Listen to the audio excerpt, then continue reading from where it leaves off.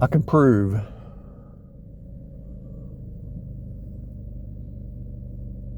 that this place is not real. I can prove it.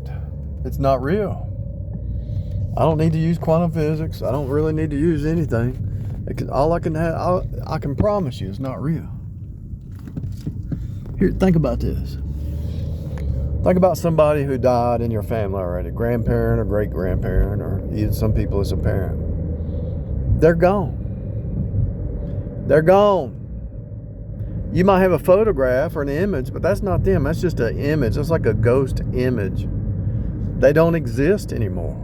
Down here, in heaven, if they're saved, if they're in hell burning forever, they really don't exist. The lies are not real. The flesh mind is not real. The old you yesterday is not real. That yesterday doesn't exist.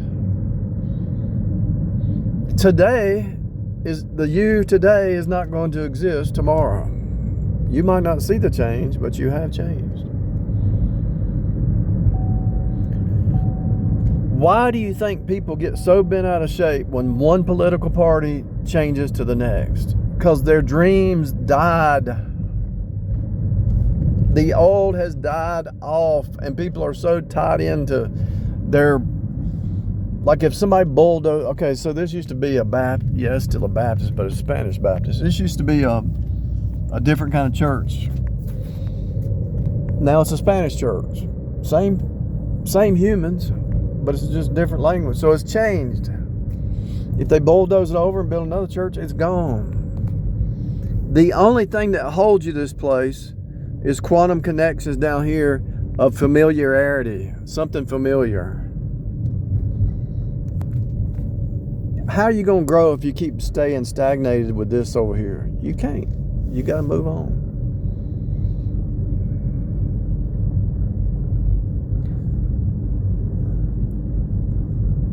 Why do you think when you use your phone, your email, or social media, whatever, they send you ads?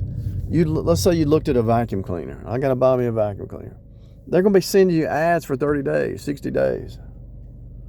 Why? Because you looked at a vacuum cleaner. Come on.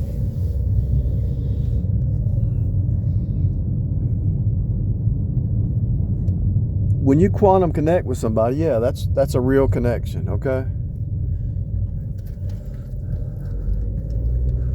But if they're not on your ship, is it really real? If they're not in your program, everybody's got their own little ship. If they're not on board, is it really real? It's like each little fractal.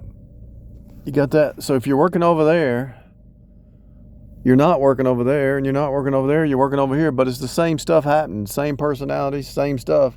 It's fake reality, because you could just pop over there and have the same personalities and the same stuff. It's just you've shifted which box you're in. But when they bulldoze that down, it's gone. It's just brick and mortar. It's just brick and concrete, and 2x4s, sheetrock. It's nothing to it. It's just a building. Let me see if I can say it in a different way.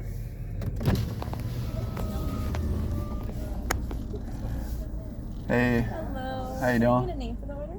Ronald. Number 1 with bacon. Number 1 combo with bacon. Yeah. And your drink?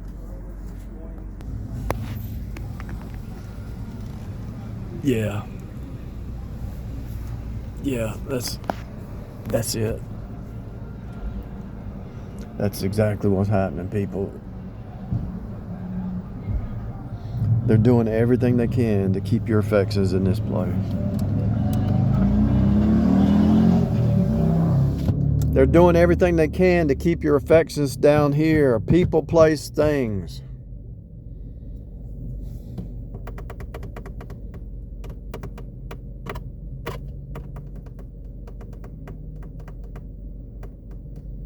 Like that dude at the telephone pole. He's like a holographic backdrop person.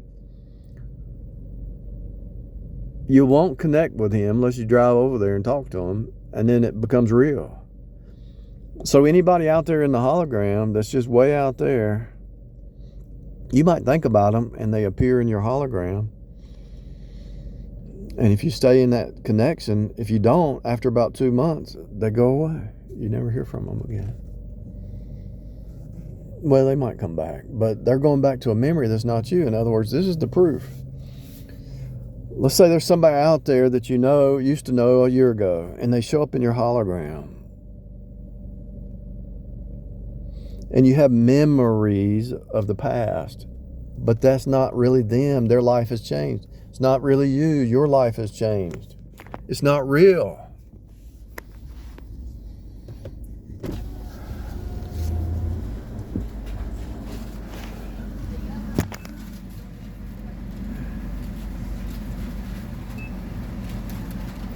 Thank you. Have a good one.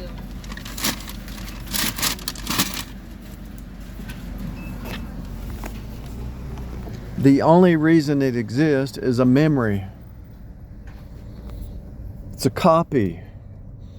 You remember this person, okay, that you knew a year ago, okay? Oh, there's Sally. I knew her a year ago. Hey, how you doing? That Sally don't exist anymore. The Sally that you used to know doesn't exist. And the person that Sally thinks you are doesn't exist. And when they try to bring in the memories that they had of you, that's a projection of an identity on you that never existed. I mean, it existed, but it's not existing now.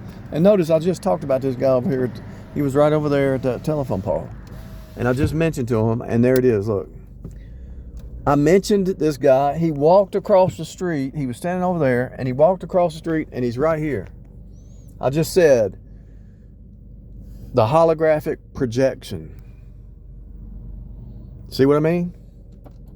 You just saw it in real time. I mentioned, it's like you think of somebody, you summons them, and they appear right next to you, closer to you in the hologram. For real. I'm not even joking. This is a real thing, people.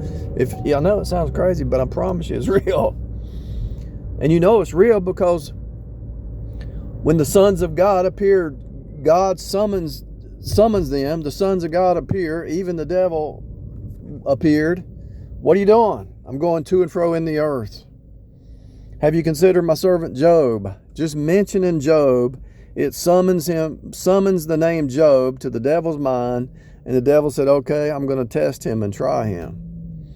And so when you quantum connect with somebody, even just thinking about them, especially if you talk to them or email them or text them or something, you bring them into your holographic experience, so you're quantum connecting with their hologram, and it's a string, and some of those strings don't need to be there, and when you cut them off, it's painful because you're going by memories of the past, but the past, and the reason it's painful because the past is dead.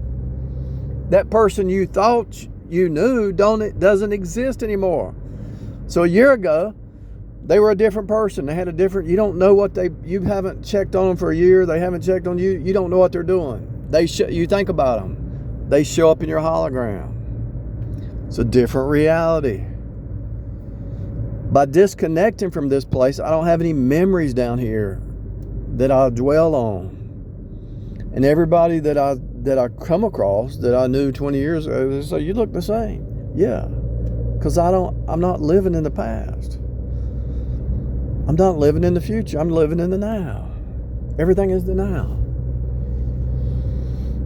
And so the inside, the kingdom of God is within us, right? The inside is where it's at.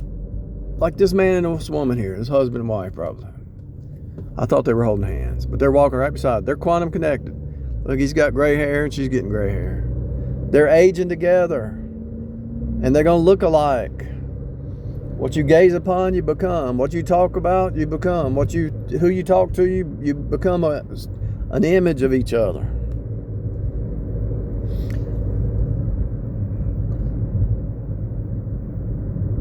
So a year ago, there's certain people working at that Subway. They don't work there anymore. It's a different world. It really is a parallel universe, and if you quantum connect, it drops you down out of the ether into the 3D. And when you've been up here in the ether for so long and somebody tries to pull you back into the 3D, it's like, I don't want to be there. I don't care about this place. Yeah, I function down here. I'll help somebody if they need help, but I'm not tied to this system.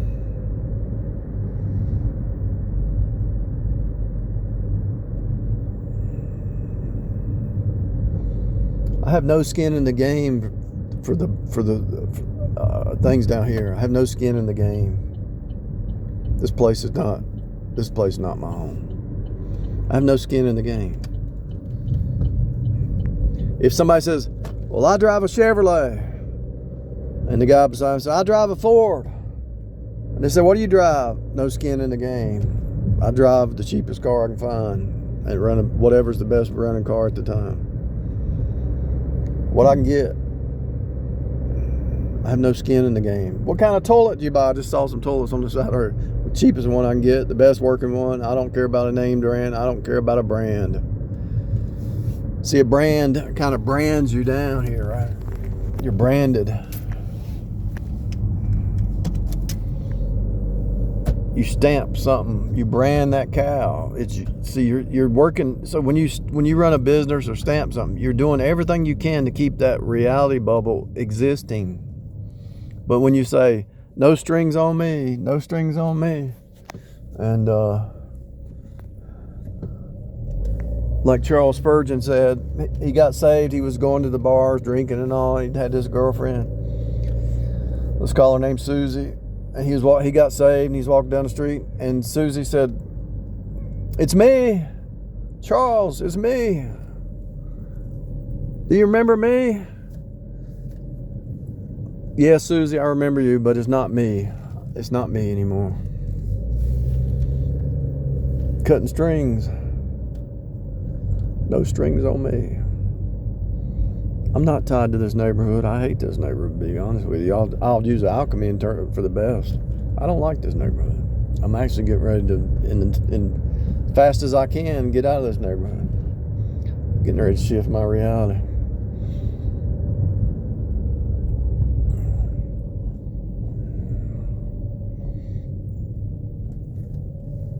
If you could get a hold of what I'm telling you, you would have no stress. And so when those emotional strings try to pull you back to 3D, you have to let it go.